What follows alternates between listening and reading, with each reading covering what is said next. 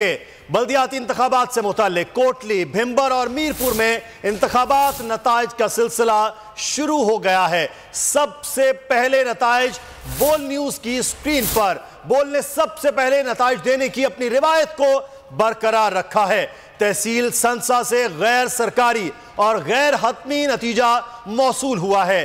PTI के Jameel Ahmad 273 vote लेकर कामयाब करार पाए हैं, जबकि मुस्लिम लीग के अदरीस 87 वोट लेकर दूसरे नंबर पर रहे हैं। जिला मीरपुर की ही बात करें तो तहसील इस्लामगढ़ का गैर सरकारी गैर हतमी नतीजा है।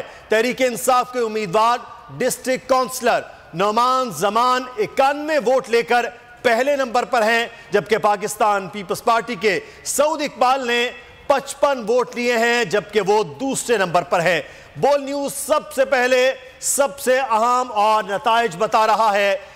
बल्दियाती के कश्मीर में तीसरे मरहले के कोटली, भिंबर और मीरपुर से इंतखाबात के नताइज का सिलसिला शुरू हो चुका है। बोल की स्क्रीन पर सबसे पहले आप आज़ाद कश्मीर के इलेक्शन से मुतालिक नताइज देख रहे हैं। तहसील संसा के गैर सरकारी और गैर हतमी नताइज मौसूल हुए हैं, जिसमें पाकिस्तान तहरीक इंसाफ के जमील अहमद ने 273 वोट लिए हैं और वो कामयाब हुए हैं, जबकि मुस्लिम नून के इदरीस ने सिर्फ 87 वोट हासिल किए हैं, जबकि वो दूसरे नंबर पर रहे हैं। जबकि जिला मीरपुर की तहसील इस्लामगढ़ का गैर हतमी गैर सरकारी नतीजा तहरीक इंसाफ के उम्मीदवार district councillor Nauman Zaman 91 vote लेकर कामयाब करार पाए हैं।